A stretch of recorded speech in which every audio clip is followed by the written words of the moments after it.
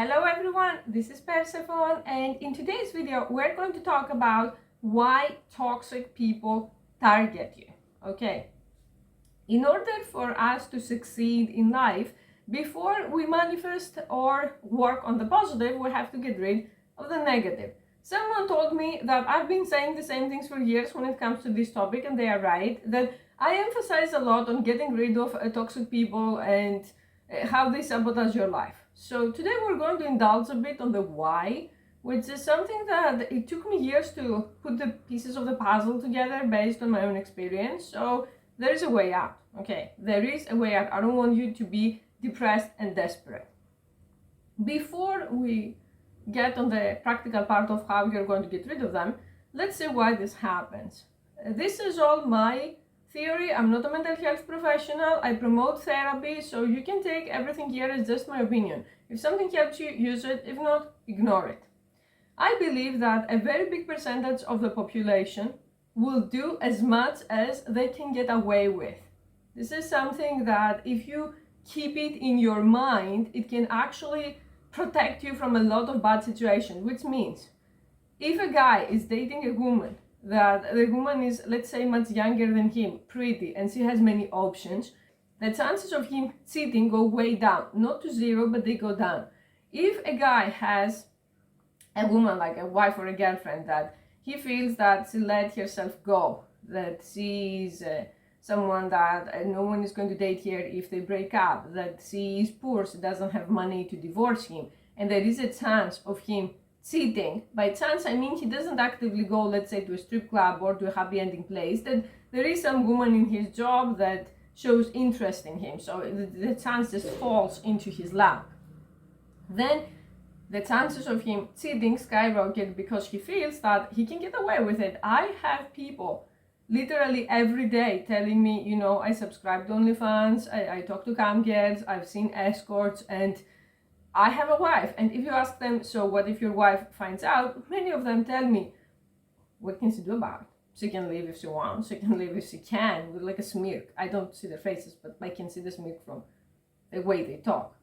Now you're going to say you associate with the bottom of the barrel of humanity and you project that to the rest of us. Not necessarily. I think that all of us have this dark side, and the only way to actually test yourself is to be in this situation and see what you're going to do. Let's go to the toxic people in our life, that they are like what I described. They are people that they will do whatever they can get away with, but most of them also have some kind of cluster B personality disorder. It could be narcissism, it could be borderline personality disorder, it could be psychopathy, or a combination.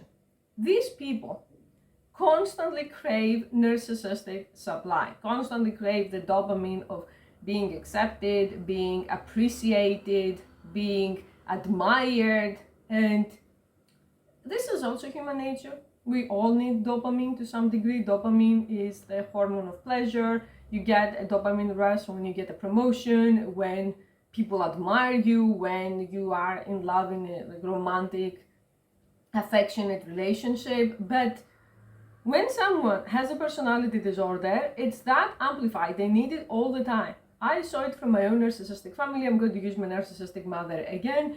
It's like throwing a glass of water in a fire. Even if she got a success, even if she got a promotion when she was younger, even if she lost weight and men were checking her out because she was a teen mom when she had me, it didn't last. After a few hours, then it will be back to feeling insecure, self-hate, and those emotional outbreaks. You live with such a person and they need constant dopamine, they need constant validation, and same time they will do as much as they can get away with.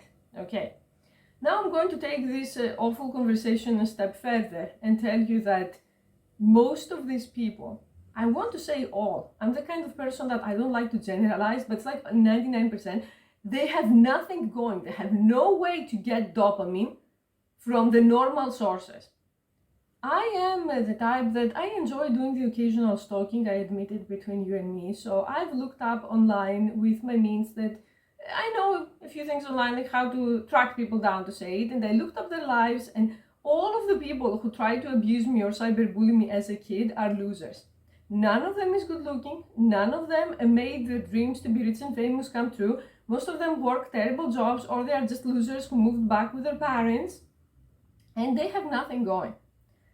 If you're being abused and targeted by toxic people, I want you to observe them, to bring them in your mind right now and think, do they really have anything going to give them dopamine the traditional way? Are they good looking? Do they have money? Do they have a career? Do they have a talent? Are they able to keep loving, ongoing relationships in their lives? Or just everyone after 1 year gets fed up with them, is like, bye, I don't want to deal with this person anymore. In the majority of cases, these people have no way of getting dopamine through positive reinforcement and positive interaction. So when this happens, they start complaining. Complaining rewires your brain. If you want to look up the neuroplasticity and the newest developments in brain scanning, you will see that the idea that our brain is a fixed organ has been very outdated, that our brains, our neurons, the cells in our brain, form connections through our entire life.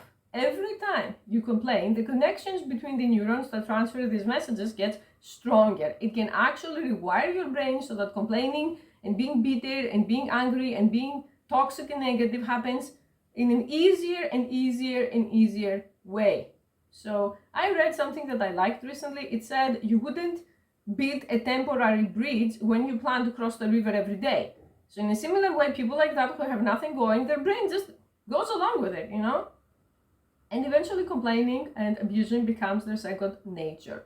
Every time someone complains, they get a rush of dopamine.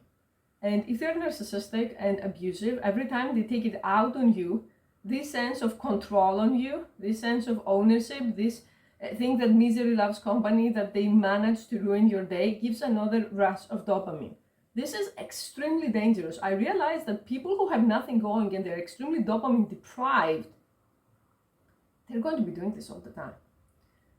Now, this is the part where I used to ask autistic me, why is that any of my, I'm not going to catch because YouTube problem? That, okay, you're a loser, you have nothing going, why are you taking it out on me? Because they can. Which brings us to the second and practical part. The question that I had to ask myself before I went online. Why do they feel that they can do all this to me and get away with it? Because they're capable of shutting off complaining temporarily, okay? If my mother wants to impress someone, if it's a new environment, she can behave like a completely different person to the point that you're going to say she has multiple personalities.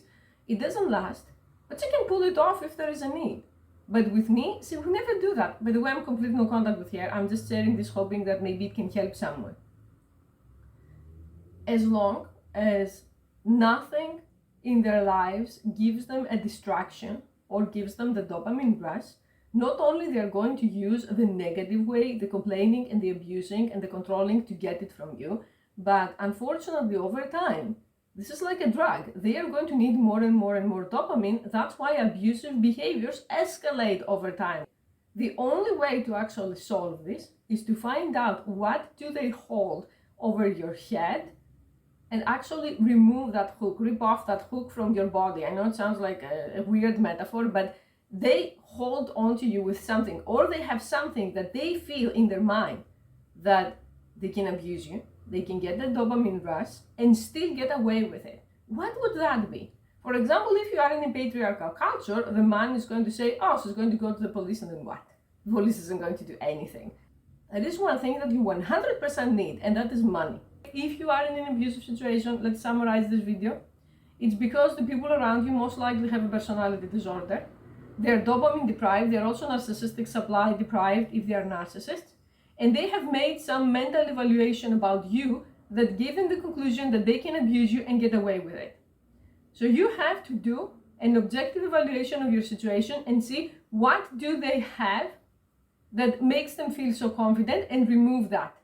If, for example, you come from a religion that you cannot divorce, it's time to re-examine your beliefs and either leave the religion or actually understand that even if with the best of intentions, sometimes divorce may be necessary. If you have been raised with guilt that you have to honor your parents and take care of your parents and all that, you have to remind yourself that if you're happy and successful and strong, eventually You will be able to take care of them a lot more than if you are a pathetic victim. I don't consider victims pathetic at all, but this is how the narcissist sees you. Remember, you have to give people what they truly need, not what they think they need. Henry Ford said if I asked people what they wanted, they would have said faster horses. They wouldn't have said cars, but humanity needed cars. We didn't need more horses. In a similar way, the narcissist gets their dopamine rush, but if, let's say, you become successful and you make a lot of money, you can put them in a very nice retirement home. While if you die from the stress because they abuse you in the meantime, they're going to be all alone.